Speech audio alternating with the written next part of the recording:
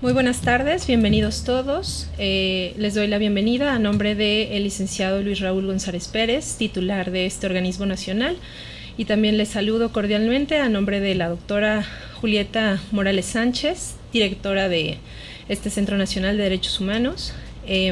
Como saben, estamos el día de hoy para abordar un tema bastante interesante e inquietante para los temas actuales, que es la procuración de justicia y la independencia judicial. Para ello contamos con la asistencia de 4 ponentes, 2 están por integrarse, ¿no? Pero daremos inicio con la licenciada Karen Silva. Ella es egresada por la UNAM e investigadora por el Programa de Justicia de México Evalúa. Se dedica al estudio del sistema de justicia penal y derechos humanos. Su investigación se ha especializado en temas relacionados con reforma penal, criminalización y uso del castigo, sistema penitenciario y política de drogas.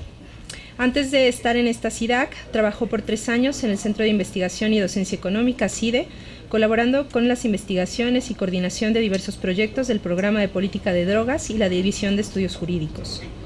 También fue colaboradora del Colectivo de Estudio de Drogas y de Derecho y trabajó en el Instituto de Investigaciones Jurídicas de la UNAM y colaboró como voluntaria en el Poder Judicial de la Ciudad de México. Le damos una cordial bienvenida a la licenciada y le damos el uso de la voz.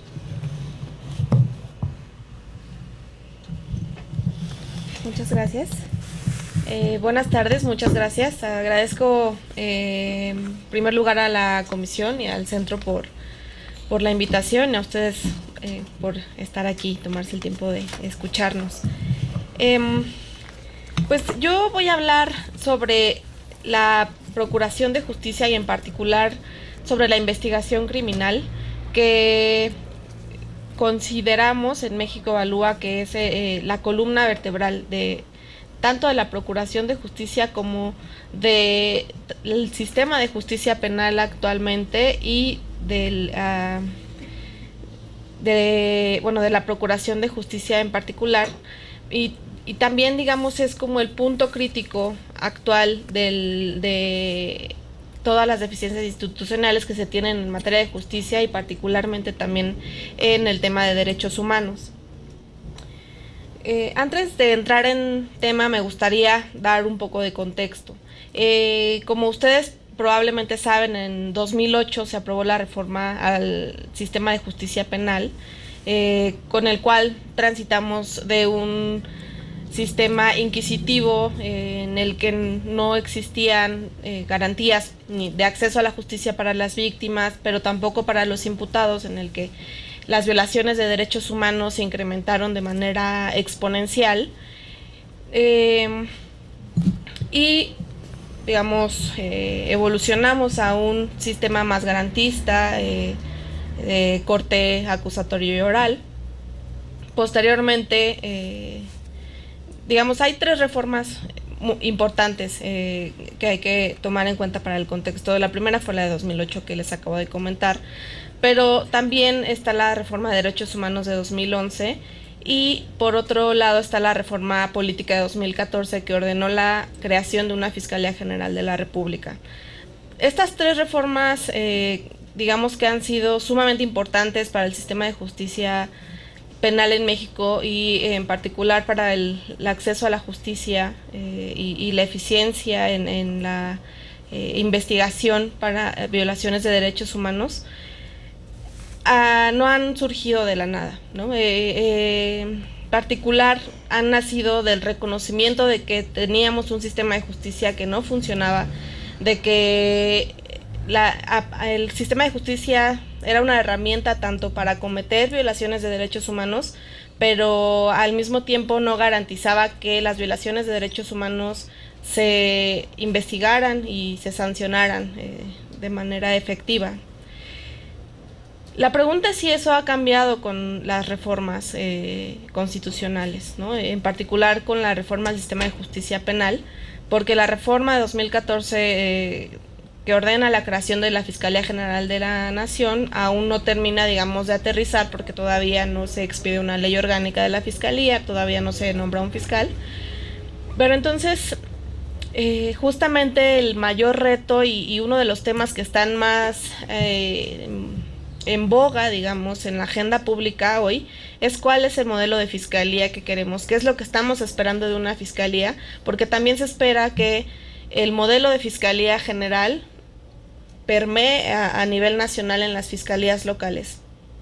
Actualmente tenemos una procuraduría que ha politizado el acceso a la justicia. Hemos visto que casos emblemáticos como el de Ayotzinapa, por ejemplo, no han tenido ningún tipo de resultado, y esto tiene que ver con muchas deficiencias, tanto referentes a justamente la politización o la falta de autonomía o de independencia de esta institución, que se supone que debería ser la que en primer término garantice el acceso a la justicia, pues no está funcionando, ¿no? Bueno, actualmente nosotros en México ALUA, que era antes IDAC, hemos hecho desde 2014 un seguimiento al sistema de justicia penal y hemos procurado evaluar los resultados que el sistema de justicia como un todo y también las instituciones en particular han tenido. Y encontramos que a pesar de la reforma y de todas las reformas que se han generado a partir de 2008, existe a nivel nacional 33 escenarios totalmente diversos, heterogéneos, de procuración de justicia. Es decir, hoy tenemos casi la mitad de los estados que ya tienen fiscalías autónomas, pero la otra mitad las procuradurías siguen dependiendo de los poderes ejecutivos, y cada fiscalía trabaja o procuraduría trabaja como ellos lo entienden. Incluso al interior de las mismas procuradurías y fiscalías, sus distintas unidades o áreas trabajan de manera diferente, entonces no hay forma de, digamos, darle un seguimiento a sus resultados o de hacer una evaluación integral de lo que están haciendo las procuradurías. Incluso uno de los problemas, por ejemplo, como más puntuales que tienen, es que ni siquiera registran adecuadamente los casos que les ingresan, ¿no? Y eso al interior de una misma procuraduría de un estado. Por poner un ejemplo, en una unidad de investigación de homicidios pueden registrar algunos casos de cierta forma, pero en una unidad de investigación de robo registran los casos de otra, y entonces no es posible saber en qué medida se están generando resultados adecuados o no en las procuradurías. Entonces hemos identificado diversas problemáticas, algunas más generales y otras, digamos, más puntuales que los datos estadísticos nos han arrojado. En primer lugar, como les digo, está, digamos, como punto central las violaciones de derechos humanos, y esto en dos sentidos, como también lo comentaba hace un momento. Es decir, las procuradurías y fiscalías se convirtieron en una de las principales instituciones en las que se cometían una enorme cantidad de violaciones de derechos humanos, ¿no? La tortura, por ejemplo, ya se utilizaba como una herramienta más de investigación. En principio, el sistema acusatorio tendría que cambiar este esquema o estas prácticas, puesto que ya pruebas como la confesión ya no son tan relevantes, y la investigación, justamente la investigación criminal basada en evidencia científica, debería ser lo preponderante en términos de la procuración de justicia. Pero por otro lado, además de ser las procuradurías como las instituciones que propiamente violaban derechos humanos, tampoco han garantizado que los derechos humanos, que estas violaciones sean investigadas y se generen resultados efectivos, ¿no? En términos numéricos, lo que vemos es, tanto en el ámbito federal como en el ámbito local, las procuradurías tienen un rezago de alrededor del 50% de los asuntos que les ingresan. Esto quiere decir que de cada 2 casos que son, o 2 carpetas de investigación o que son abiertas, solo uno tiene un tipo de resolución, ¿no? Y no estoy diciendo que ese tipo de resolución vaya a ser el conocimiento por parte de un juez del del asunto, es decir, que tienen algún tipo de determinación, ya sea que lo manden a archivo o que la Procuraduría determine un no ejercicio de la acción penal. Y la otra mitad se están quedando ahí rezagados, y eso a pesar de que muchas de las procuradurías iniciaron la operación del sistema acusatorio formalmente a partir de 2016, en junio de 2016. Entonces, si digamos ya tenemos este nivel de rezago en las procuradurías, sí tendríamos que tener una alarma ahí prendida sobre qué va a pasar en los años siguientes si no hacemos, si no fortalecemos las capacidades de las fiscalías y procuradurías, sobre todo en términos de investigación y de mecanismos para eficientar sus procesos. Si en el ámbito local, si observamos, por ejemplo, cuántos son los casos de los que salen, esa mitad de los casos que entran a las procuradurías, de los que salen, cuántos son conocidos por un juez, en realidad es una mínima parte. De cada 100 casos que conocen las procuradurías, solo 4 son conocidos por un juez, lo cual no es necesariamente malo, digamos, la idea el concepto detrás del sistema de justicia es precisamente tratar de despresurizar para atender los casos más complejos o de mayor impacto con una mayor calidad. Pero lo que estamos viendo, por otro lado, es que además del rezago y del poco nivel de judicialización, la mayoría de los casos están yendo a archivos temporales, que es tampoco debería ser una herramienta, digamos, mala en sí misma, pero está siendo utilizada de manera desproporcional, y sobre todo pues no sabemos qué va a pasar con esos casos, porque son casos que, si bien no hay en el momento más elementos que puedan permitir continuar con la investigación, los ministerios públicos actualmente la siguen utilizando como lo que era la reserva en el sistema tradicional inquisitivo, simplemente para ir ahí guardando los casos hasta que lleguen a prescribir o puedan tener otro tipo de salida. Y bueno, otro, digamos, de los puntos rojos que también tendríamos que ver, como analizar los datos de manera integral, es la cantidad de casos, de esos poquitos casos que llegan a los jueces. En realidad la mayoría son porque hubo una persona detenida en flagrancia, es decir, en el momento en el que cometió el delito, lo cual evidentemente facilita para los ministerios públicos pues la consecución del proceso. Esto que nos muestra, pues nos muestra que no hay capacidades de investigación en las procuradurías. Si es que llegan a llevar un caso con un juez, es porque hubo una persona detenida en el momento. Eso a nivel federal, en 2016 ese porcentaje representó el 99%, es decir, casi todos los casos que se judicializaron fueron por flagrancia. Aquellos casos en los que no hay un imputado conocido, como la mayoría de los homicidios o delitos más complejos que regularmente no detienen a la persona en el momento en que se cometió el delito, difícilmente llegan a ser conocidos por un juez, y pues eso se traduce en impunidad para las víctimas.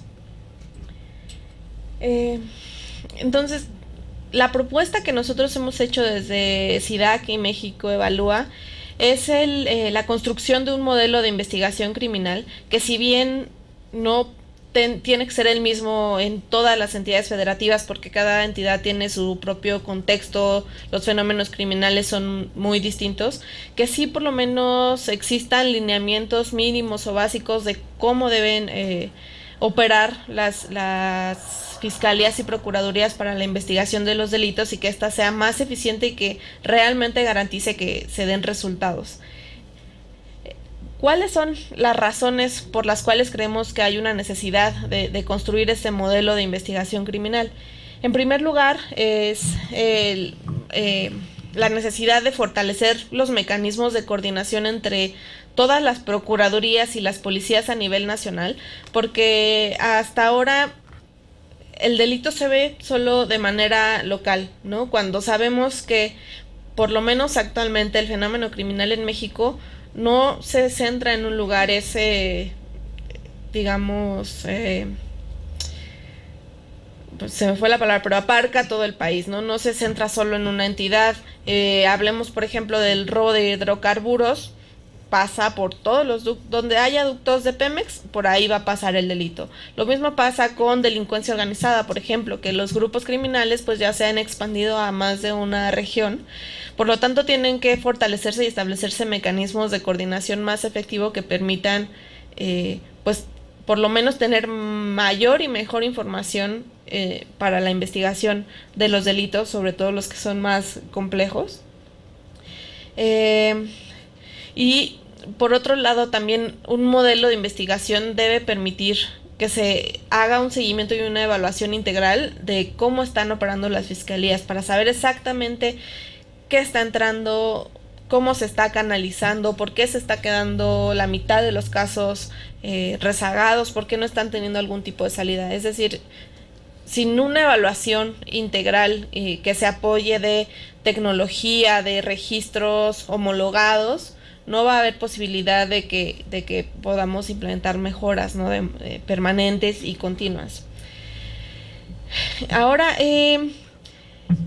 también nosotros, en una de nuestras principales propuestas para la construcción de un modelo de investigación criminal es la flexibilidad. ¿Y a qué nos referimos con la flexibilidad? Significa, digamos, la desburocratización de la Procuración de Justicia que ahora existe. Y pensemos específicamente, por ejemplo, en temas de derechos humanos, en la especialización.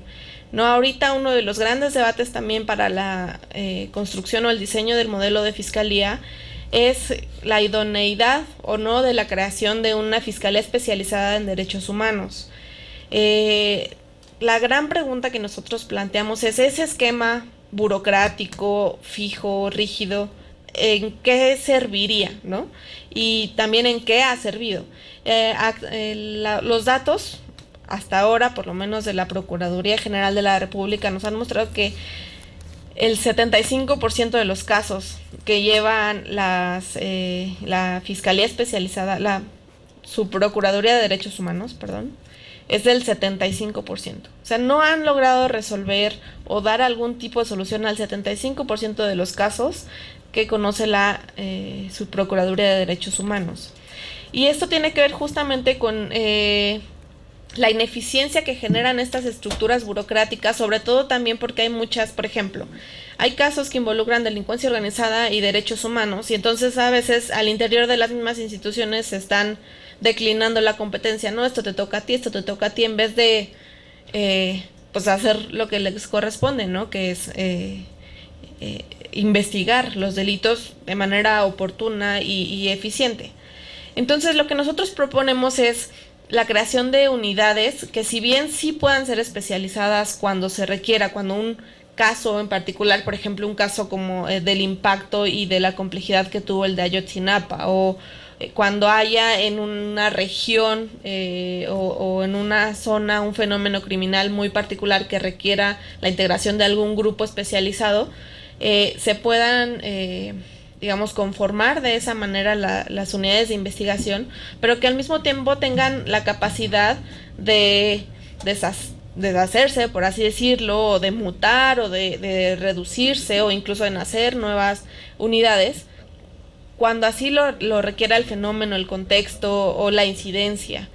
También se requiere fortalecer los mecanismos de desahogo, digamos, del trabajo de las fiscalías y procuradurías, especialmente estableciendo y fortaleciendo criterios para los mecanismos alternos de solución de conflictos, y establecer unidades que permitan la determinación de asuntos que digamos que ya no vayan, que sabemos que no van a tal vez a prosperar o no requieren de una judicialización, y por lo tanto pues puedan irse determinando o incluso acumulando información, por ejemplo, de redes criminales, de bandas que roban autos, que difícilmente se tienen más elementos para, en un caso individualizado, para llegar a conocer al responsable, pero si se analizan como muchos casos, si existe una unidad que conozca de todos esos casos y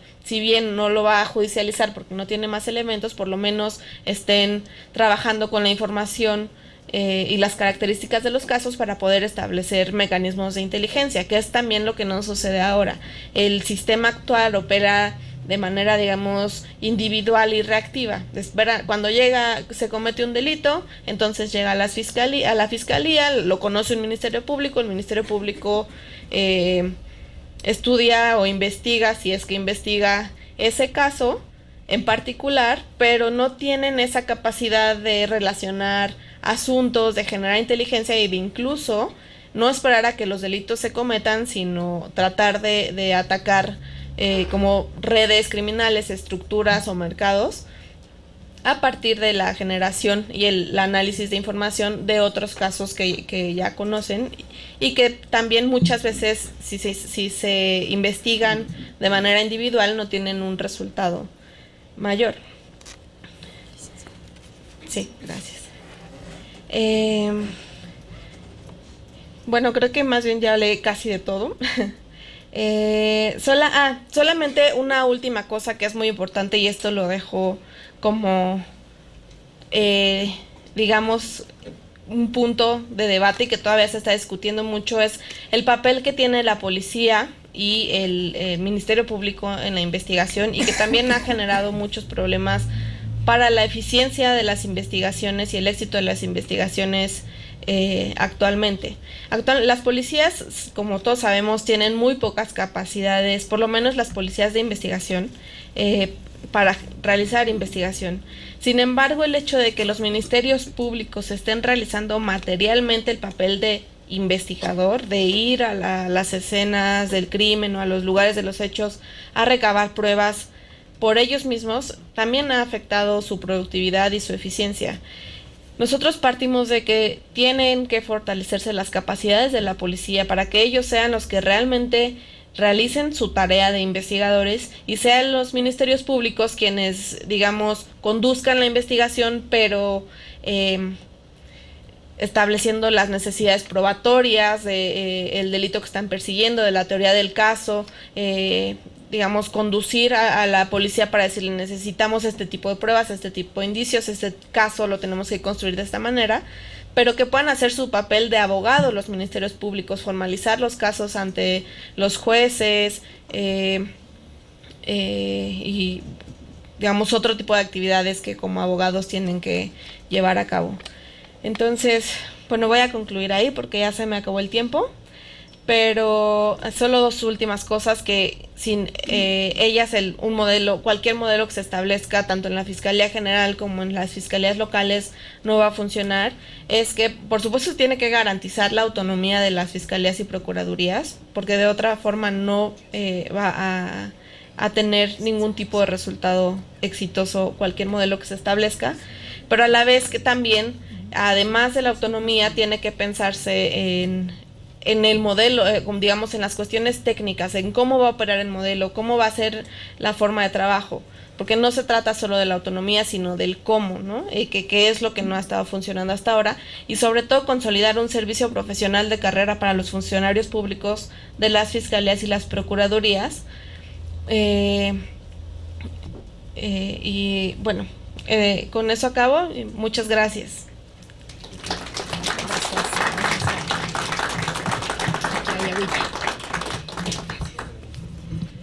Si gusta, podemos hacer el cambio. Claro, gracias. Agradecemos la completa presentación de la licenciada Carla Silva y a continuación tenemos el gusto de presentarles a la licenciada Rosaura Luna. Ella es originaria del estado de Puebla y actualmente colabora para esta Comisión Nacional de los Derechos Humanos como subdirectora de Amparo y Procesos Penales. Y ella ha tenido una larga trayectoria tanto a nivel estatal como a nivel federal, participando en diversos cargos públicos como en el Ayuntamiento, el Poder Judicial del Estado de Puebla, la Procuraduría General de Justicia del Estado de Puebla y a nivel federal en la Policía Federal, la Procuraduría General de la República y la Secretaría de Gobernación. Demos la cordial bienvenida a la licenciada y ella nos va a hablar también de un tema muy interesante que es la independencia judicial vinculado con el acceso a la justicia.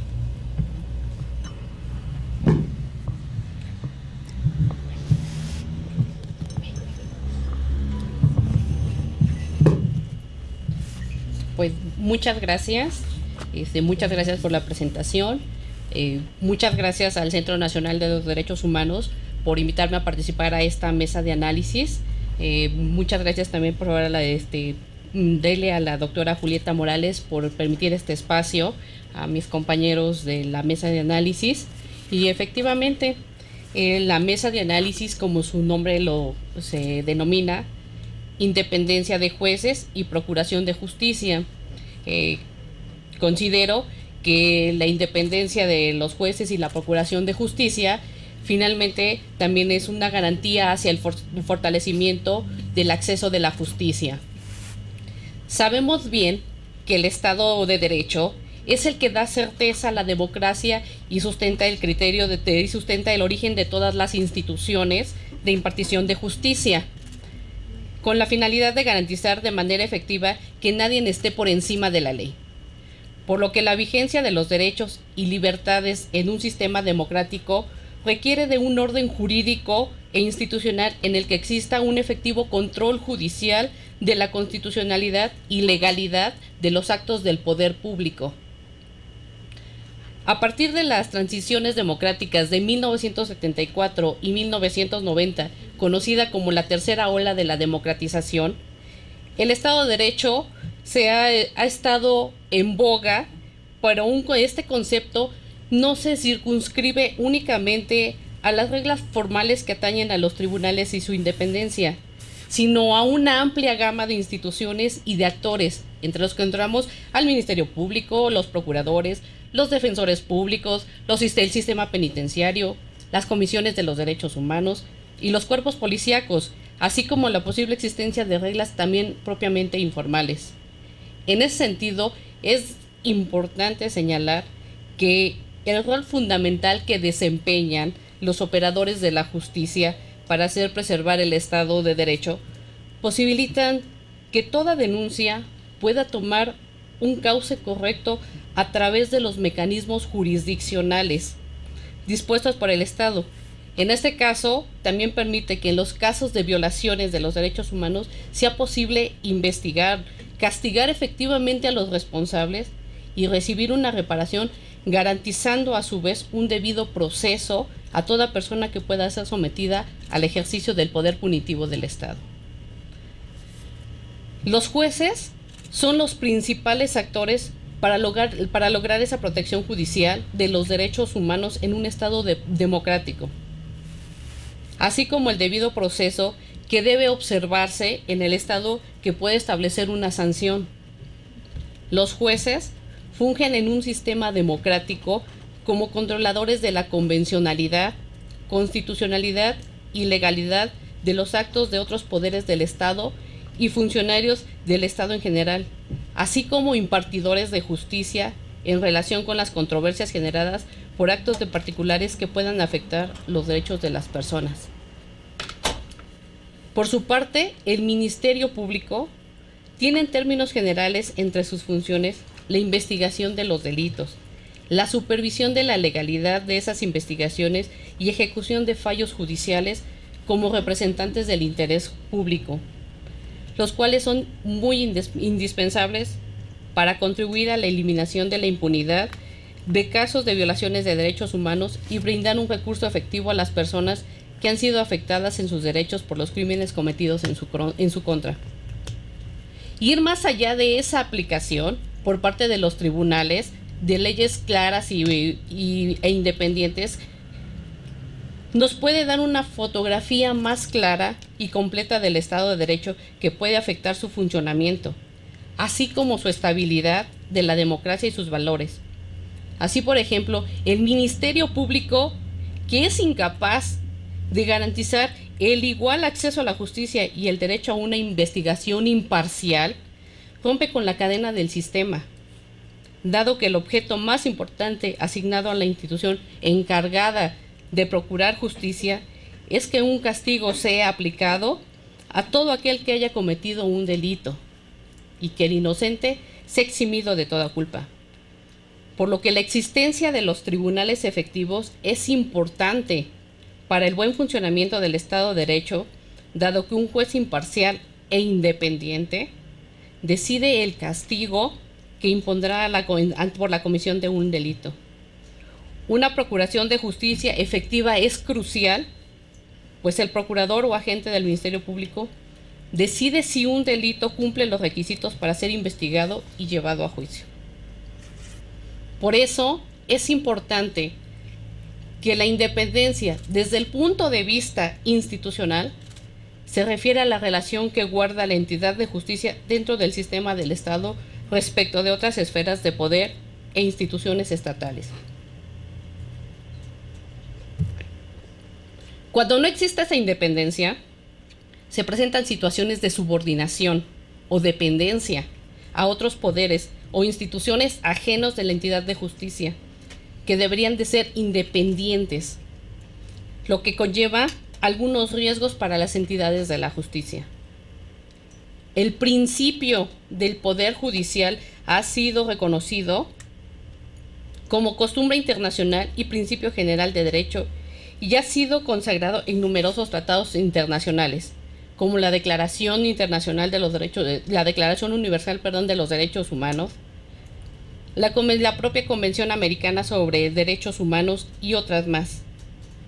La independencia de todo órgano que realice funciones de carácter jurisdiccional es un presupuesto indispensable para el cumplimiento de normas del debido proceso y es un derecho humano, y su ausencia afecta ese ejercicio del derecho de acceder a la propia justicia, aparte de generar desconfianza y hasta temor, lo que orilla a que las personas ya no recurran a los tribunales.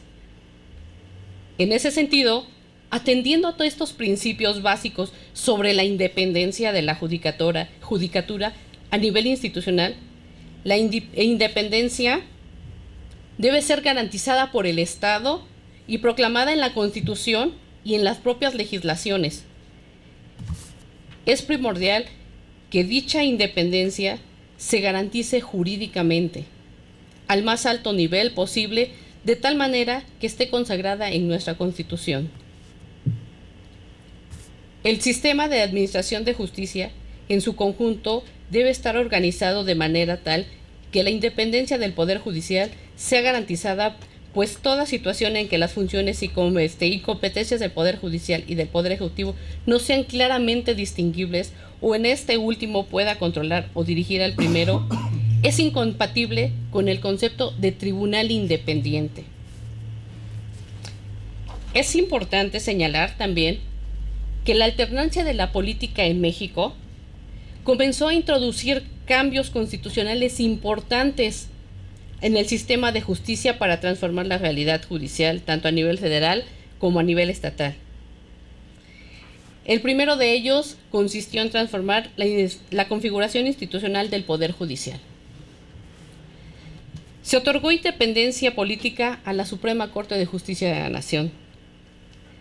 Se estipuló que el Ejecutivo debía enviar una terna al Senado de la República para que eligiera un futuro ministro.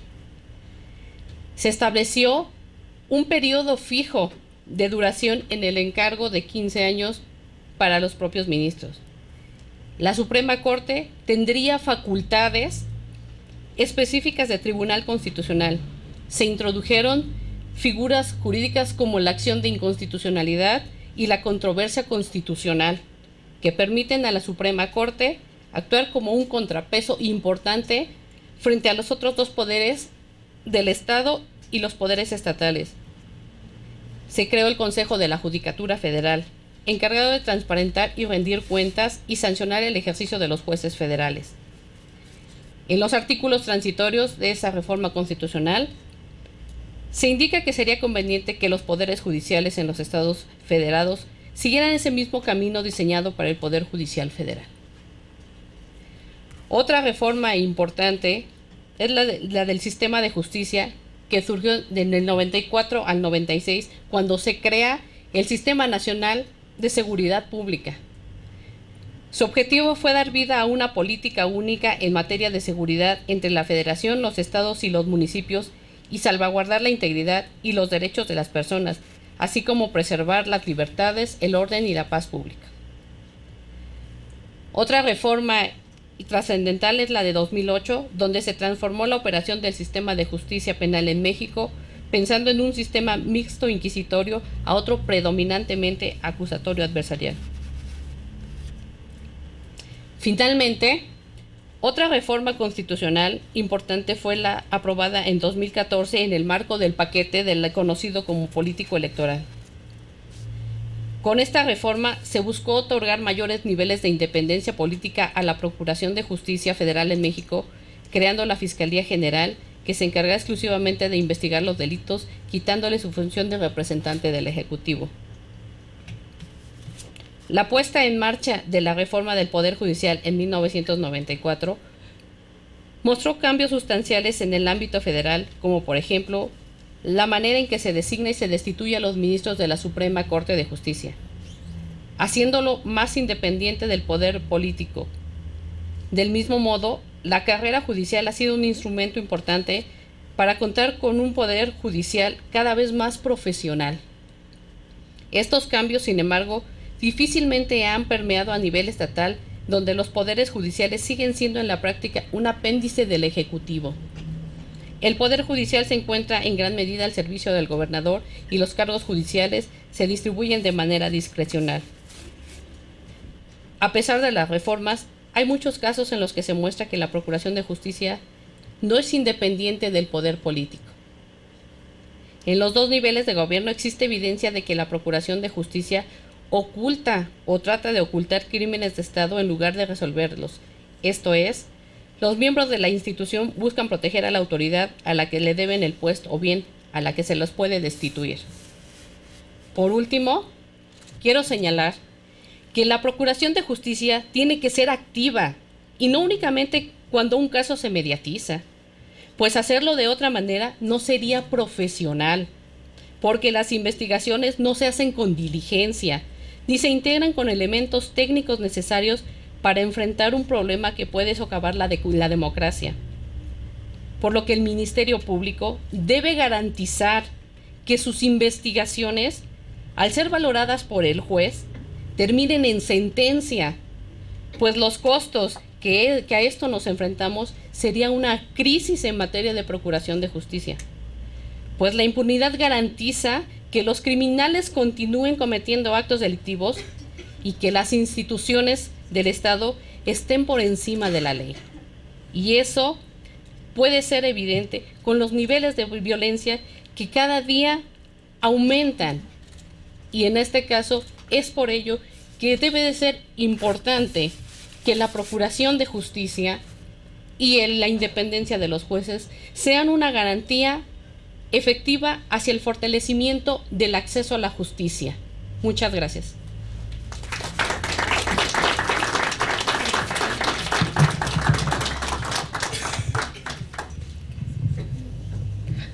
Agradecemos la participación de la licenciada Rosaura Luna Ortiz y como vemos estas dos exposiciones que hemos escuchado se han complementado de una manera fantástica y espero que en este momento ya estén formulando bastantes preguntas para nuestros ponentes.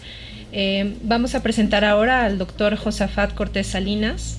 Él es profesor investigador de la Facultad de Ciencias Políticas de la UNAM, doctor en Ciencias Políticas por la Flaxo México, maestro en Derecho por la UNAM y maestro en Estudios Latinoamericanos por la Universidad de Salamanca, España.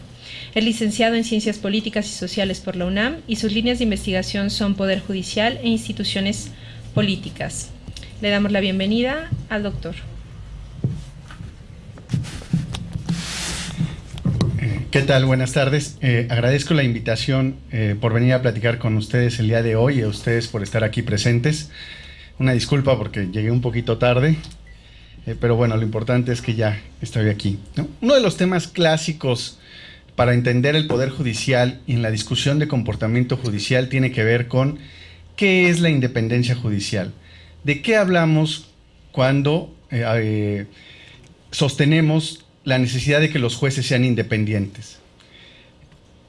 Hay muchos intentos académicos por definir y medir la independencia judicial, ¿no? Porque está muy desarrollada con teorías de desarrollo económico, protección de los derechos y el Estado de Derecho. Pero bueno, la manera de darle orden a qué es la independencia judicial, desde el punto de vista más académico, es la independencia judicial de iure se puede analizar desde 3 variables, ¿no? Que es el modo de nombramiento, la duración en el cargo y los procedimientos de destitución en el cargo. A partir de la configuración de estas 3 variables institucionales de iure, es decir, que están en los marcos normativos, es una primera manera que tenemos para acercarnos y medir eso que es independencia judicial. ¿Quién los nombra y cómo los nombra? ¿Cuánto duran en el cargo? Y los procedimientos establecidos para la destitución en el cargo. La configuración de estas 3 variables en los textos constitucionales puede indicar el grado de independencia judicial que gozan los jueces. Sin embargo, esas 3 variables, en muchos contextos latinoamericanos y en muchos contextos del mundo, no necesariamente nos dice si los jueces son independientes. Sin embargo, la literatura en materia de comportamiento judicial ha agregado un elemento fundamental que es independencia de facto. Es decir, la independencia de facto tiene que ver con 2 cuestiones fundamentales, y es la noción de autoría de los jueces de sus propias opiniones, es decir, qué tan autónomos son los jueces, ¿no? Si son sinceros cuando están decidiendo, cómo están decidiendo, es decir, la autonomía de sus decisiones, y sobre todo, algo muy importante es el grado en que las decisiones judiciales en realidad se cumplen. Es decir, no basta con que el juez decida de forma sincera y de forma autónoma, sino es necesario ver si estas decisiones en realidad se están cumpliendo por parte de las autoridades encargadas de hacerlas cumplir. Entonces, de esta forma, cuando un juez decide sin ninguna presión de por medio, es decir, que el juez en sus decisiones decide de forma sincera de acuerdo a sus preferencias, es una decisión que refleja autonomía. Y la independencia judicial no solo requiere que los jueces resuelvan casos de manera que reflejen sus preferencias sinceras, sino que también es necesario que estas decisiones se apliquen en la práctica, incluso cuando los actores políticos prefieren no cumplir. Entonces hay 2 niveles para hablar de independencia judicial. Primero, la independencia de iure, que tiene que ver con estas 3 variables que debemos de analizar, que es el modo de nombramiento, ¿no? Distintos modos de nombramiento nos puede arrojar distintos perfiles de jueces y distintas formas de conducirse. Cuánto tiempo duran en el cargo y sobre todo los procedimientos de destitución. Esta es la independencia de iure que todos debemos de mirar en los textos normativos. Pero eso no basta, y es muy importante entender que cuando hablamos de decisiones independientes de un juez, hay que ver si esas decisiones, ¿no?, son autónomas, es decir, si son sinceras por parte del juez, y también que esas decisiones se hayan realizado y que sobre todo se cumplan, es decir, que no se desacaten las decisiones judiciales. De esta forma estaríamos hablando de jueces independientes y de un poder judicial robusto, ¿no? Ahora bien, ¿no?, la pregunta es, ¿cómo el comportamiento impacta en las instituciones? O de una u otra forma, ¿de qué nos sirve que los jueces sean independientes, ¿no? La relación de independencia entre de iure y de facto judicial requiere pensar cuidadosamente acerca de 2 conjuntos de cuestiones: las condiciones en las cuales las instituciones tienden a trabajar con eficacia y los incentivos establecidos por las instituciones específicas, tales como la designación, la remoción o poderes de revisión constitucional de los jueces, ¿no? Esto es muy importante y para plantearlo en un contexto latinoamericano. En el siglo XX, el Poder Judicial en América Latina tiene una historia de sumisión, marginalidad e inestabilidad. Sin embargo, en la tercera ola de democratización se reformaron muchas constituciones y se crearon otras en la región. El cambio constitucional fue una gran oportunidad no solo para fortalecer, pero también fue una oportunidad para manipular o debilitar a los poderes judiciales y que los actores políticos configuraran cortes o poderes judiciales de acuerdo a su visión. Pese a los avances en materia de reformas constitucionales que garantizan la independencia formal de los jueces, la inestabilidad del poder judicial y de los jueces es una constante en la parte de la región.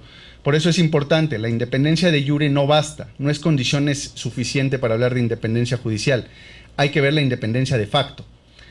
Existe un repertorio de prácticas recurrentes para debilitar a las cortes y tribunales y evitar decisiones contrarias a los intereses del gobierno. Por ejemplo, en la región es muy común los juicios de responsabilidad contra los jueces que no son afines, despidos a los jueces, disolución de cortes y tribunales y modificación de los integrantes de la Corte. Este catálogo de manipulación es muy común en América Latina y estos son dardos que atentan contra la independencia judicial de jure y de facto, ¿no? Es decir, en América Latina los poderes judiciales no en toda la región gozan de una salud cabal. Por ejemplo, las cortes y tribunales más inestables son las de Bolivia, ¿no?, Ecuador, ¿no?, Argentina, Venezuela y Perú, donde los jueces son actores que cada vez están expuestos a ataques por parte del poder político. Ahora bien, todavía voy bien de tiempo, ¿verdad? Si no, me voy a...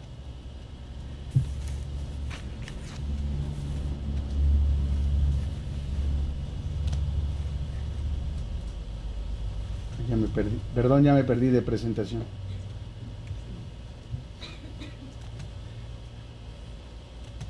Aquí.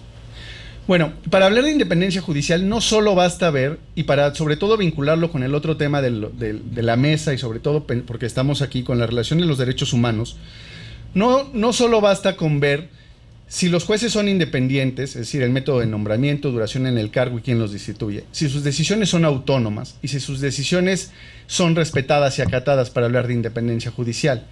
En el tema de derechos humanos, sobre todo se comienza mucho a poner atención en el ambiente y en las ideas jurídicas que los jueces tienen, ¿no?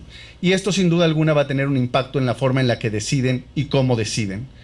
En la región latinoamericana, sobre todo, la literatura afirma que hay dos grandes supuestos en la región. El primero es el positivismo y el formalismo, que es el paradigma que predomina en la forma de entender el derecho. Es decir, podemos tener jueces muy independientes, podemos tener jueces que sus decisiones son autónomas y podemos tener jueces que sus decisiones son acatadas por el poder político, pero podemos tener decisiones que no son a favor de los derechos humanos, ¿no? Este es un tema importante de cómo vincularlo con independencia judicial. No basta con tener jueces independientes para tener decisiones favorables en materia de derechos humanos, sino que hay que colocar la mirada en qué ideas jurídicas tiene ese juez, ¿no? ¿Dónde aprendió derecho? ¿Cómo lo aprendió? ¿Qué entiende por derechos humanos? ¿Quiénes son sus colaboradores? ¿No? ¿Quiénes son los secretarios de estudio y cuenta? Porque al final del día ellos son los que están plasmando las decisiones, ¿no? ¿Y cuál es el paradigma o las ideas jurídicas? Bueno, por un lado, en América Latina es muy fuerte el formalismo y el positivismo, ¿no?, en el cual se sostiene el apego fuerte al derecho legislado, el juez no crea derecho y se apega lo más posible a textos normativos. Pero por el otro lado, en la región y en los mismos poderes judiciales, cada vez hay una constante de nuevas ideas jurídicas. Y el otro supuesto es que cada día hay un neoconstitucionalismo, ¿no?, como se le llama, que está modificando la cultura jurídica del juez y la teoría constitucional y la forma en la que el juez concibe su función judicial. Es decir, tenemos jueces que pueden ser independientes, que sus decisiones son sinceras y respetadas, pero hay que poner atención en qué ideas jurídicas tienen. Y pueden ser en dos niveles: jueces positivistas y formalistas, que son los que predominan, o jueces con una visión más allá del positivismo, que son jueces sobre todo que ven que el núcleo central de la Constitución son los derechos humanos, ¿no?, y a partir de ahí buscan garantizarlos más allá del texto meramente normativo. Y eso es en lo que hay que poner atención para entender la dinámica de independencia judicial que está en el contexto latinoamericano y también en el contexto mexicano. Y voy a intentar de manera muy rápida, antes de que se me acabe el tiempo, señalar algunos cambios que han enfrentado los jueces en México de manera de independencia judicial y por qué es importante colocar la atención en varios ejes. Nada más que voy a cambiar de presentación.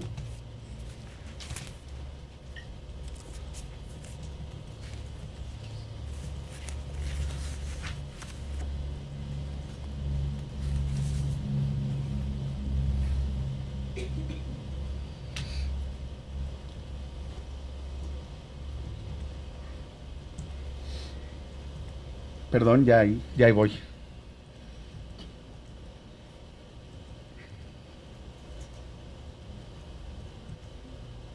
A ver, varios cambios que aparecen en la Corte y que son importantes y que están relacionados no solo con jueces independientes, asumiendo que la Suprema Corte son jueces que su método de nombramiento, su duración en el cargo por 15 años, y que su proceso de destitución es claramente fijo y establecido en la Constitución, y que desde la reforma del 94 no hemos tenido ninguna destitución del cargo por decisiones judiciales, los jueces duran 15 años y el método de nombramiento es muy claro, podemos asumir que tenemos una Corte independiente, ¿no? Si ustedes quieren y son críticos, pueden ponerle si quieren entre comillas. Tenemos una Corte que actúa de forma autónoma y sincera, ¿no? Es decir, tenemos dos visiones a veces en la Corte y que se plasman las preferencias en las decisiones, y tenemos una Corte en la cual sus decisiones son respetadas y acatadas por el poder político, pese a no estar a favor de ellas. Entonces, tenemos una Corte que podemos, si ustedes quieren poner en las comillas, una Corte que se comporta de manera independiente. Sin embargo, a veces encontramos, y es donde tenemos que poner más atención, es por qué esta Corte a veces no garantiza tantos derechos como quisiéramos. Porque esta Corte a veces la vemos que da pasos y regresa, ¿no? Vemos posiciones contradictorias. ¿Qué es lo que sucede?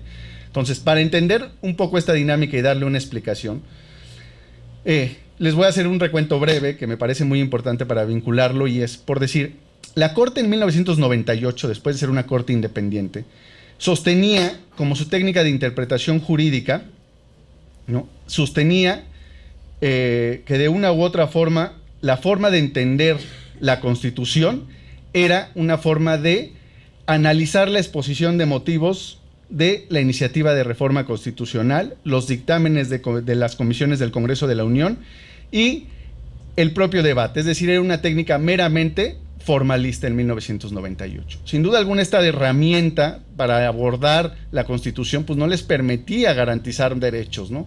Era una técnica de interpretación meramente formalista, la cual sostenía la Corte.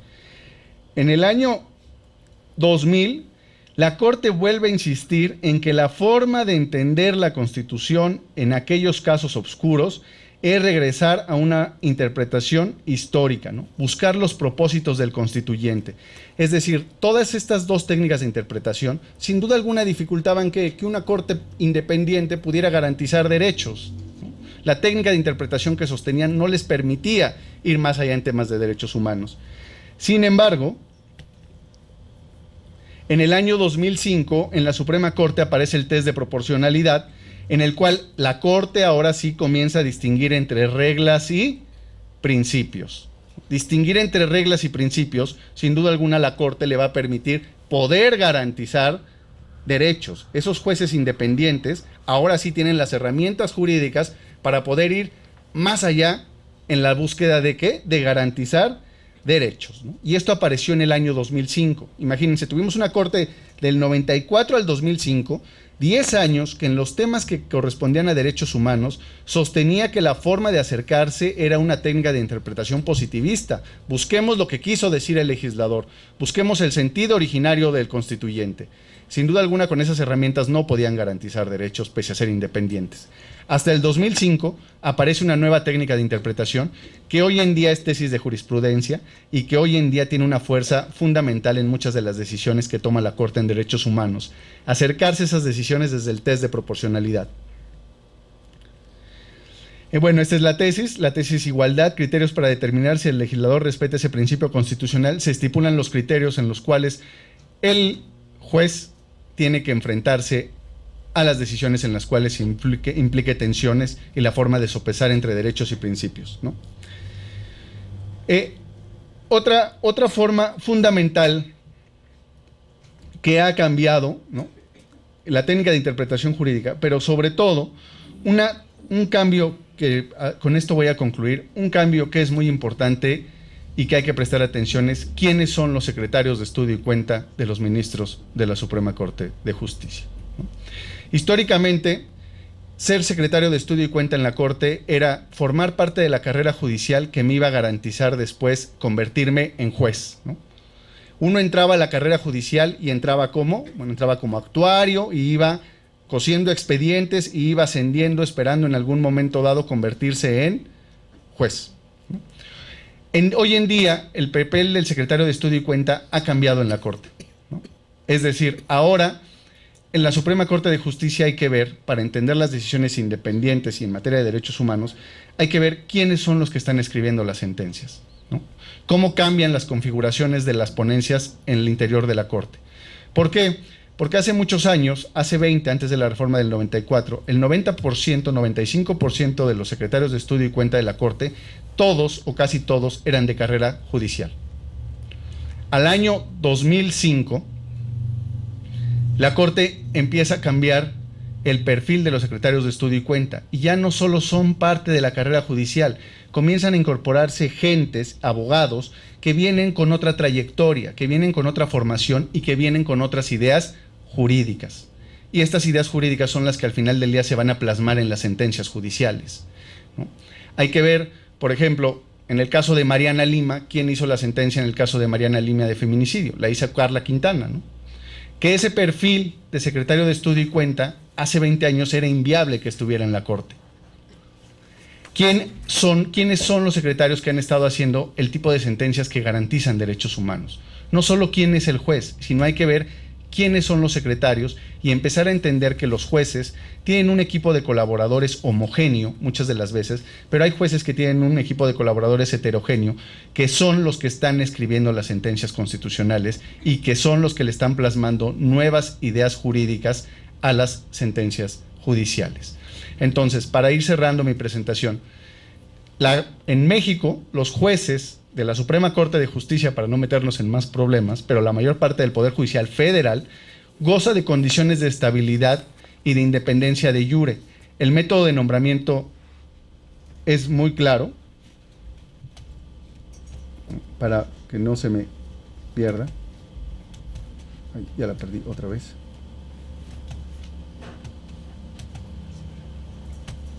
Ay, no sé qué hice. Bueno, creo que ya se perdió. Las tres condiciones de iure, el método de nombramiento, la duración en el cargo y los procesos de destitución en el contexto mexicano son muy claros y se ha buscado fortalecerlos para que los jueces gocen de esas condiciones. Los jueces cada vez deciden de forma autónoma, es decir, de acuerdo a sus preferencias y su visión del derecho, y sobre todo los jueces cada vez más sus decisiones son respetadas y acatadas. Tenemos independencia de iure e independencia de facto. Pero esa independencia es muy importante que lo tengamos claro. No nos basta para tener decisiones favorables a derechos humanos. Para tener decisiones favorables a derechos humanos hay que ver las ideas jurídicas que están en los jueces. Las ideas jurídicas que están en el equipo de colaboradores de los jueces. Porque al final del día, cuando gozas de independencia, tú como juez puedes plasmar tu visión del derecho, puedes plasmar tu visión de los derechos humanos y puedes plasmar la forma en la que crees que se debe de resolver determinadas tensiones jurídicas. ¿De acuerdo? Entonces, esta es la relación que yo intento plasmar de manera muy breve entre independencia y decisiones favorables a los derechos humanos. Muchas gracias.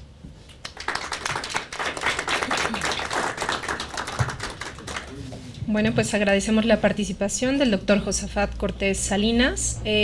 Quisiera ver si alguno de ustedes quiere formular alguna pregunta. Debajo, bueno, en sus asientos encontrarán un pequeño papelito en donde pueden escribir esas preguntas y hacérnoslas llegar para que podamos dárselas a nuestros ponentes. En tanto, me gustaría que hiciéramos un cierre interesante, obviamente abarcando las ideas que ellos han expuesto, pero sobre todo también haciendo referencia que un poder judicial y sobre todo también unas fiscalías requieren necesariamente de esa autonomía. Dos grandes retos que presenta el sistema de justicia mexicano en cuanto a la autonomía es justamente, como mencionaba el doctor, el tema de la inamovilidad. Seguramente ustedes saben que ese tema está regulado a nivel constitucional y si hay un requisito para que ellos puedan ser inamovibles, tienen que estar durante 6 años y recibir una ratificación. Esa figura ha sido objeto de crítica por parte de las relatorías de la ONU en esa materia, señalando que condicionan efectivamente esta garantía fundamental para que el Poder Judicial pueda realizar su labor. Bueno, y a manera de conclusión y retomando un poco las ideas de nuestros ponentes, me gustaría señalar que la democracia supone un sistema de justicia que asume tareas esenciales en la organización estatal y para las personas. Centra al Poder Judicial como pieza clave y reconoce a los jueces y a las fiscalías como agentes importantes del cambio social y jurídico. De esta forma, la judicatura y las fiscalías deben contar en su función con diversas garantías, entre ellas la independencia. Ante sociedades que exigen cada vez mejores sistemas de justicia, se asume una apuesta por renovar y dotar de distintas capacidades a los poderes judiciales y a esas fiscalías a fin de brindarles condiciones imprescindibles para su desempeño, reconociendo un valor nuclear en la jurisdicción y tanto en el ejercicio de esas fiscalías, nuevamente la autonomía. La aspiración a cierta calidad de justicia se inscribe comprensiblemente en la perspectiva de la autonomía judicial.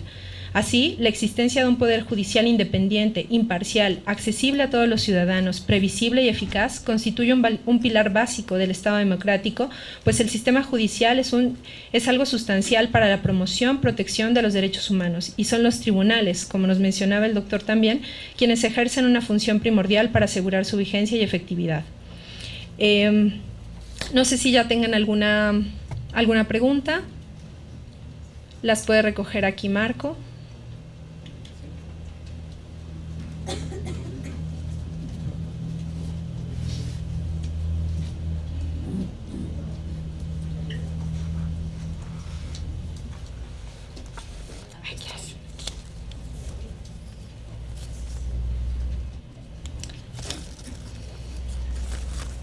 Muchas gracias. Esta pregunta es para la licenciada Rosaura.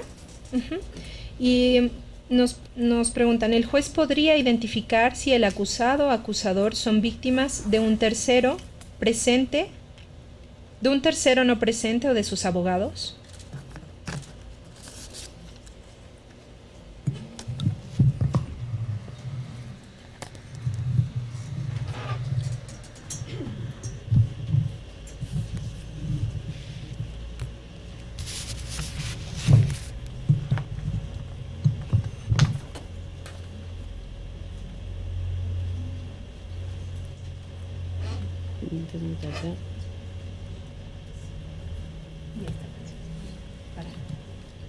Bueno,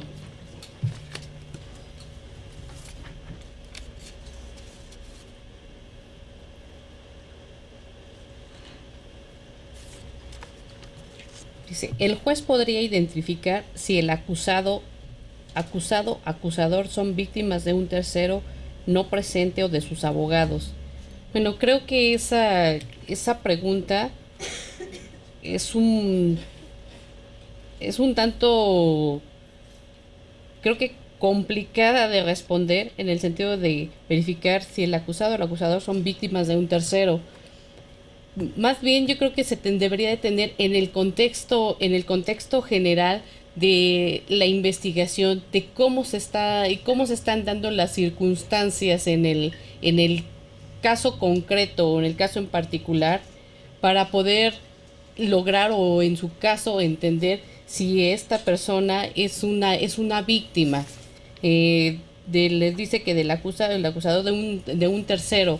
Bueno, pues finalmente durante la integración o durante la investigación se tendrían que buscar o tener los elementos suficientes como para poder ver si efectivamente es víctima de un tercero. Creo que en la integración, vuelvo a insistir, en la integración, las pruebas son las que podrían evidenciar esa situación, siempre y cuando, bueno, pues esté debidamente integrada una indagatoria. Dice,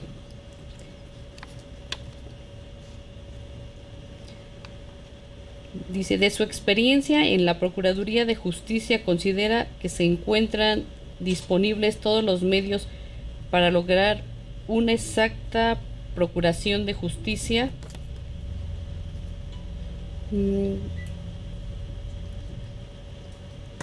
Bueno,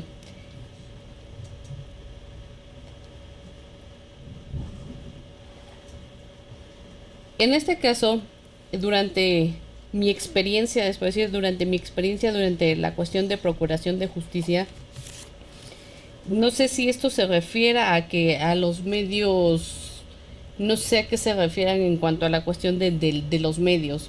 Finalmente, siempre al alcance, durante el tiempo que estuve en materia de procuración de justicia, el alcance que nosotros teníamos era efectivamente el andamiaje jurídico que nos permitía, y que hasta la fecha permite, hacer la integración de los de expedientes con elementos importantes y con los elementos suficientes y con la fuerza que pudieran que llegaran a culminar en su caso con una debida investigación.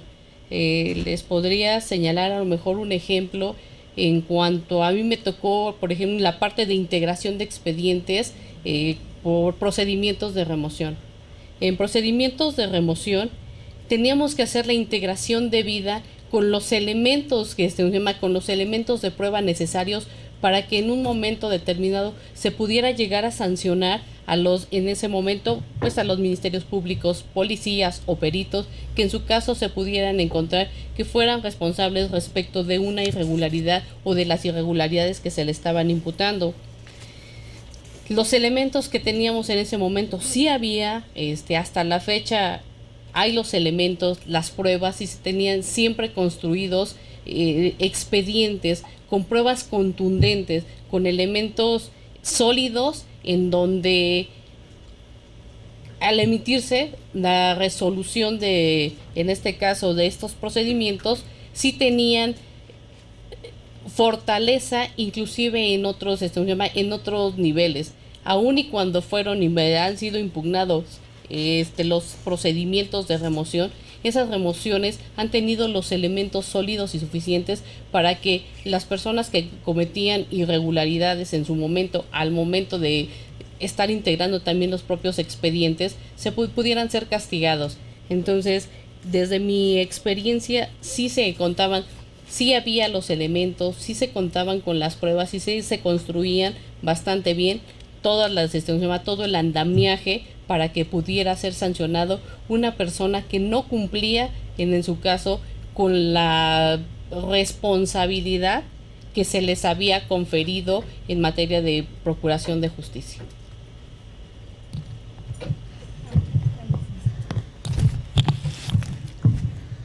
Gracias.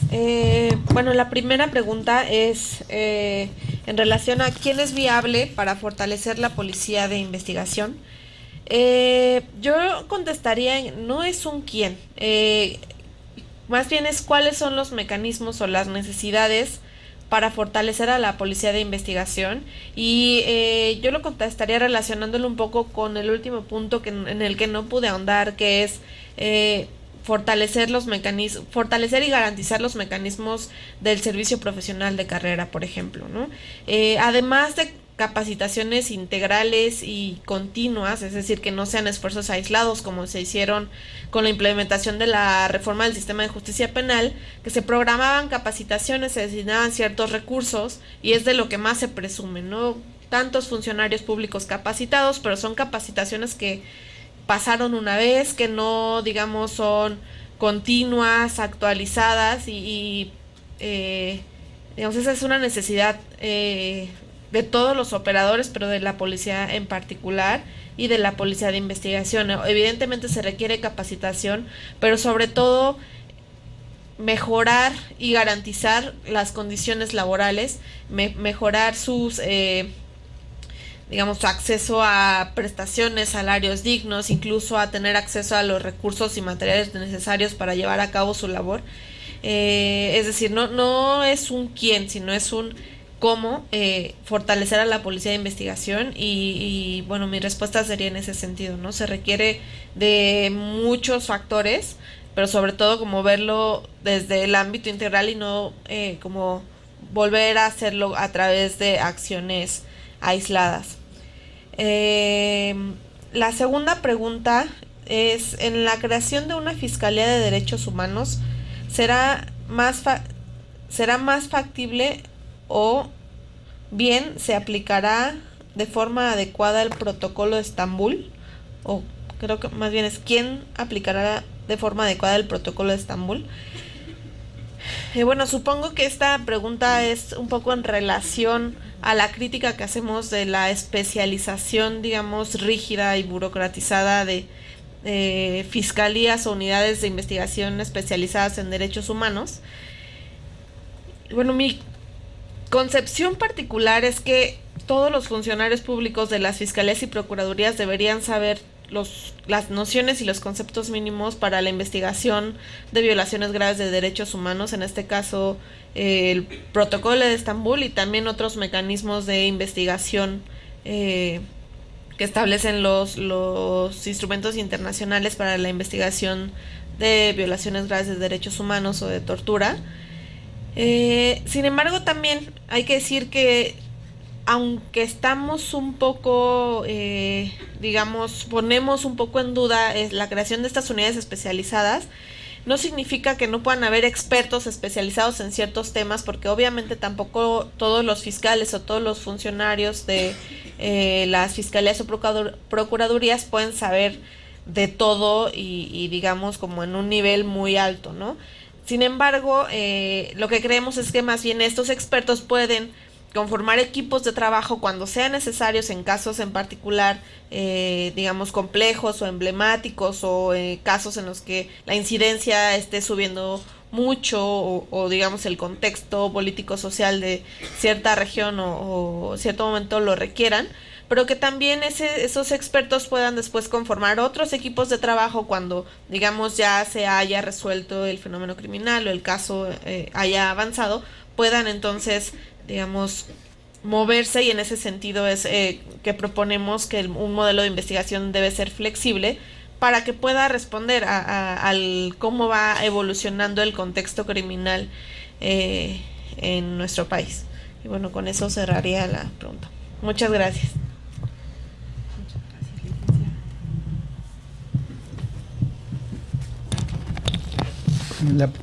La pregunta que a mí me hacen es si se ha considerado que sean evaluados psicológicamente a los jueces para que emitan resoluciones óptimas. Jueces explicar en su experiencia.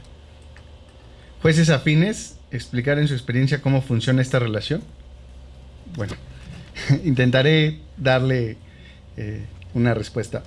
A ver, ¿qué mecanismos se establecen para tener jueces, digamos, jueces con un carácter independiente? Básicamente, leí ayer en el periódico el escándalo que afronta el Consejo de la Judicatura de que para el examen de oposición de jueces federales se vendieron los reactivos, ¿no?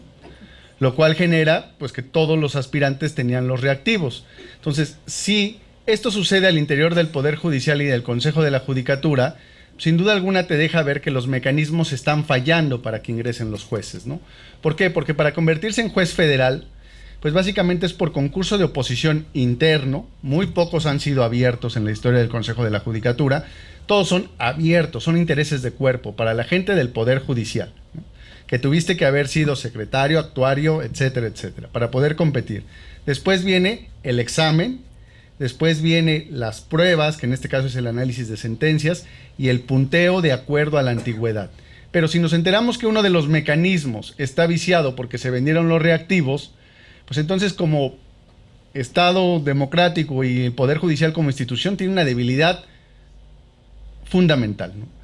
Los mecanismos más idóneos que en distintos países se han buscado construir para que lleguen los mejores perfiles al cargo de juez es abrir las convocatorias.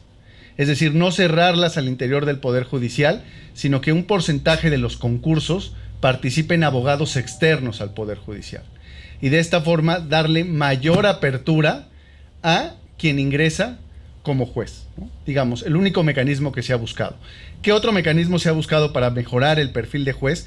Bueno, sin duda alguna, uno de los esfuerzos ha sido capacitar a los jueces, ¿no? Capacitar al personal del Poder Judicial de la Federación a través de cursos y especializaciones, y sobre todo en temas de derechos humanos después de la reforma del 2011. Hacer que los jueces la conozcan para que sus decisiones sean más apegadas, sobre todo al marco normativo, en materia de derechos humanos. Pero no se ha considerado hacer pruebas psicológicas hasta donde yo tengo entendido, ¿no? No sé si a alguien se le haya ocurrido, pero en realidad nos estaríamos metiendo en un criterio muy subjetivo, ¿no?, de las pruebas psicológicas, ¿no?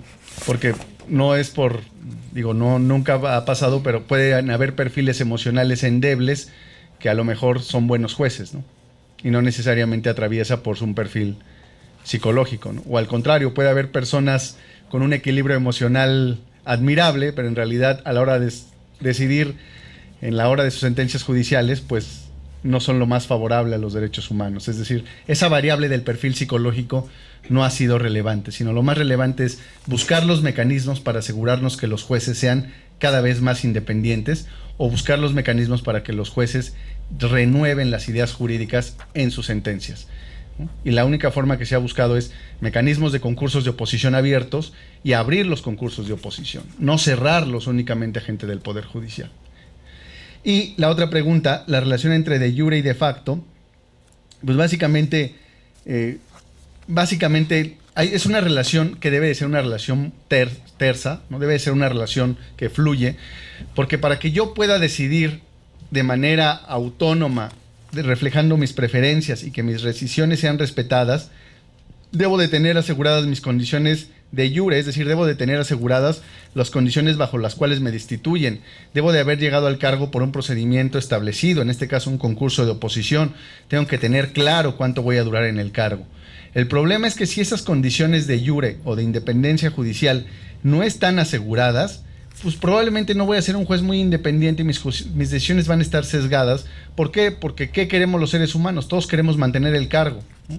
El mantener tu trabajo. Entonces los jueces, lo que se ha demostrado en América Latina sobre todo, es que jueces que no tienen aseguradas la independencia de jure, sus decisiones no son independientes de facto.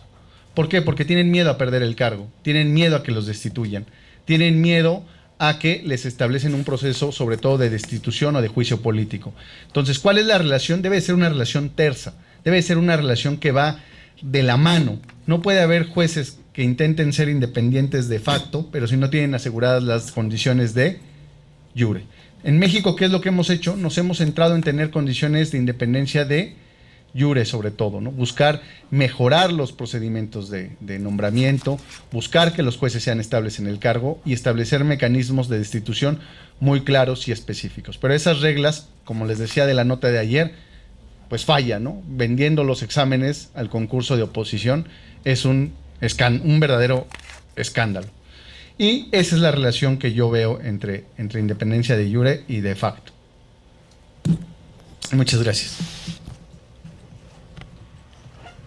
Pues agradecemos su participación. ¿No hay alguna otra pregunta en este momento? Para que procedamos a cerrar. Tengo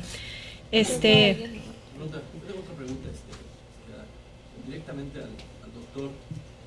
Perdón que lo haga de esta forma, pero creo que es un poquito más directo, ¿no? Sí, está bien. Sobre esto, doctor, en relación a, yo hice la pregunta sobre la relación que maneja usted de jure y de facto. De jure y de facto, y cómo se da en México. La siguiente pregunta es en relación a un caso que en nuestro país tiene mucha relevancia, que es el caso de Bester Gordillo. Quisiera saber cuáles son sus propuestas en cómo tendría que definir un juez mexicano que va a definir el caso en esta situación en la que hay intereses de carácter político, económicos y sociales. Esa es mi pregunta. ¿Qué propone usted? ¿Cómo debería decidir un juez, como por ejemplo en el caso del Bester Gordillo? No, pues es una pregunta difícil, pero por decir, vamos a construir una situación hipotética, ¿no? Si yo soy un juez en el cual me llega el caso del Bester Gordillo y a mí ya me ratificó el Consejo de la Judicatura, pues soy un juez que mi permanencia en el cargo no está en tela de juicio, ¿no? Para empezar. 2, puedo ser un juez positivista y formalista. Puedo ser un juez que sé que pese a que ya me ratificaron en el cargo y pese a que le dé el amparo o no le dé el amparo al Bester Gordillo, no voy a tener sanciones, ¿no? Por parte de mi superior o por parte de la estructura jerárquica. Y 3, sé que si decido garantizar el amparo, sí o no, va a ser una decisión sincera de mi parte. Es decir, como yo veo la problemática, como yo veo la resolución del conflicto, ¿no? Lo que la sociedad aspira es que el juez, por más que le hable el secretario de Gobernación, pues no le reciba las llamadas, ¿no? Suponiendo, en términos de deber ser, ¿no? Por más que le hablen los abogados y le quieran hacer argumentos de oreja, como se le llama, de irle a hablar con el secretario y decirle cómo va el caso, oye, va por acá, ¿no? Que el juez se mantenga en su decisión sincera, porque tiene aseguradas condiciones que no lo van a echar, que van a respetar su decisión y que va a permanecer en el cargo. Y entonces sí podemos esperar que decida de acuerdo a los hechos y al caso, en este caso específico de el Bester, ¿no? Esa sería una decisión sincera jurídicamente, por decirlo. ¿Qué es lo que encontramos en el modelo mexicano? Que muchos de los jueces se comportan de forma estratégica, ¿no? Racional para la ciencia política. ¿Qué significa esto? Pues que los jueces, cuando les llega un caso complicado, pues se fijan quién está involucrado, ¿no? Quién es el que está litigando, quién es el actor, ¿no? Qué intereses están detrás. Y esto a veces sí condiciona su decisión, ¿no? Sí se decantan de un lado o del otro. Pero lo que busca, digamos, la literatura en términos prescriptivos del deber ser es que aspiramos a tener en una democracia jueces sinceros, nos gusten o no nos gusten sus decisiones, sean favorables a los derechos humanos o no. Y que estos jueces sinceros, sus decisiones realmente sean autónomas, es decir, de acuerdo a su visión del derecho, de acuerdo a su visión del derecho constitucional, de acuerdo a su visión del amparo.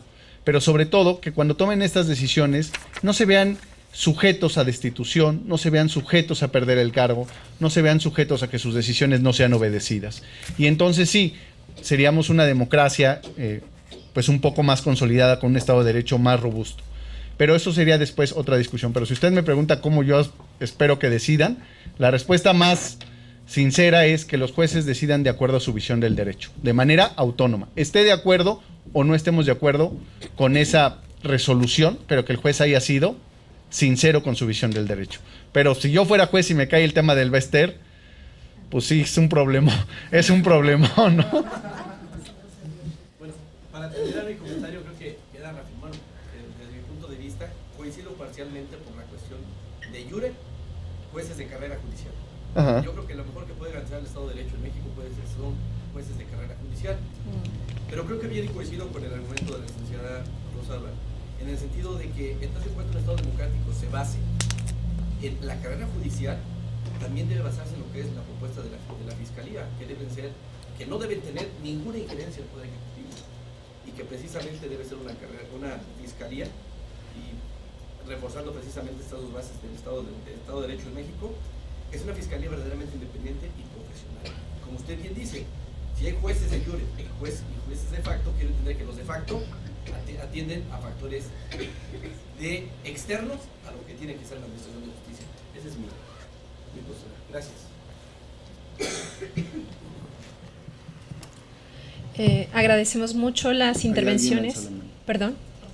Sí, solo que hay un tema aquí por el micrófono, ¿cierto, Marco? ¿Tendrían que...? No tenemos micrófonos inalámbricos. No, ok. ¿Puedo hacerlo más? Sí, por favor.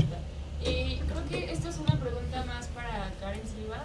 Me llamó mucho la atención el tema de la operación de las fiscalías y de mejorar los mecanismos de operación de las fiscalías, y creo que este foro se basa mucho en temas de que el gran problema de la impunidad en México es precisamente que no estamos teniendo en primer plano no tenemos una fiscalía autónoma, que no es una Fiscalía General de la República, que no tenemos una ley orgánica, pero también tenemos como este otro eje que es el tema de las fiscalías estatales o las fiscalías que son más a nivel local, que no tienen un sistema de operación en el cual tengan una comunicación entre ellas. Entonces me pongo un poco a recapitular un poco el tema de la independencia con el tema de estos modelos, de estos mecanismos de control y mecanismos de mejor operación, de cómo podemos... Mi pregunta va enfocada a cómo esta oportunidad que tenemos de alguna manera con el tema de la Fiscalía General de la República, en el cual se están implementando nuevos mecanismos de servicio profesional de carrera, el tema de controles internos y controles de confianza incluso entre el mismo personal, o sea, de cuál debe ser esa ruta que se debe de implementar para que esto pueda llegar a las fiscalías, digamos, locales, y se pueda de alguna manera replicar. O sea, estamos como en un contexto en el cual se podría aplicar todo lo que se está sugiriendo para la Fiscalía General, para que los modelos de operación de las locales se puedan recuperar y se puedan mejorar. Bueno, creo que tú mencionaste la palabra clave respecto a lo de oportunidad, porque el modelo con el que se ha estado trabajando la Procuración de Justicia lleva décadas, y digamos la transformación o la obligación que tiene el Estado de transformar ahora la Procuraduría hacia una Fiscalía podría que, o sea, digamos, mi preocupación es que el hecho de que se garantice la autonomía y la independencia de la Fiscalía a nivel federal, digamos, se convierta en una tentación para tanto los legisladores como los tomadores de decisión de solamente cambiarle el nombre, darle autonomía, pero dejar que las cosas sigan operando tal cual operan cuando vemos que no funciona. Entonces, como primero, me gustaría resaltar eso, que precisamente, si bien la autonomía y la independencia son como una premisa como fundamental, esto por sí mismo no va a garantizar que la Procuración de Justicia genere resultados satisfactorios o funcione. Ahora, como la segunda cuestión que planteas es cómo lograr que esto permee a nivel local, es un poco complicado, sobre todo en términos, digamos, de cómo está conformado el Estado mexicano, que es un Estado federal, y cada entidad decide cómo, pues, lleva a cabo la persecución de los delitos en el ámbito local. Sin embargo, la experiencia que hemos visto, digamos, en la práctica es que sí, muchas de las cuestiones o diseños o políticas que se llevan a cabo a nivel federal terminan permeando a nivel local, o por lo menos los estados terminan adoptando ciertos criterios o lineamientos que se trabajan en el ámbito federal. Yo creo que un mecanismo que podría servir para que, digamos, cambio sea más, digamos, se desarrolle más en las procuradurías locales sería, por ejemplo, la Conferencia Nacional de Procuración de Justicia, que es, digamos, el entorno en el que se toman decisiones y lineamientos a nivel nacional de cómo queremos pues sí, de cómo quieren que avance la Procuración de Justicia en el país. Tal vez por ahí es que se puede trabajar un modelo de investigación homologado, como te digo, si bien no rígido, pero que sí por lo menos establezcan las bases mínimas, sobre todo, por ejemplo, de cómo vamos a registrar los casos, criterios de canalización, casos de qué características automáticamente van a ir a ciertas áreas en las que se puedan agilizar las determinaciones, cuáles requerirán como de una mayor inversión de recursos de cada fiscalía por su complejidad o por su impacto. Entonces yo creo que la Conferencia Nacional de Procuración de Justicia puede ser un espacio en el que se pueden generar estos mecanismos. Sin embargo, insisto en que sí sigue siendo un tema muy complejo en términos del Estado federal, ¿no? Que tampoco creo que la solución sea como últimamente se ha hecho como esta tendencia de todo hacerlo, reformamos el 73 y entonces le damos facultad al Congreso de establecer reglas para todos, ¿no? No sé si esa sea la solución, pero por lo menos, o sea, creo que más que estar reformando la ley, creo que es una cuestión de voluntad política, que ya hemos visto, en la mitad de los estados ya las fiscalías son autónomas, por lo menos. Gracias. Muy bien, pues agradecemos la participación de nuestros ponentes, sus ideas, sus comentarios y también las aportaciones de nuestro público. A continuación vamos a hacerles entrega de un reconocimiento por su participación a la licenciada Rosaura Luna Ortiz. Muchas gracias a nombre del titular de esta comisión y también de la doctora Julieta Morales, titular de este Centro Nacional. De la misma forma, a la licenciada Karen Silva Mora, muchísimas gracias por su participación. Y finalmente al doctor Josafat Cortés Salinas. ¿Sí? Muchas gracias y los esperamos en eventos futuros.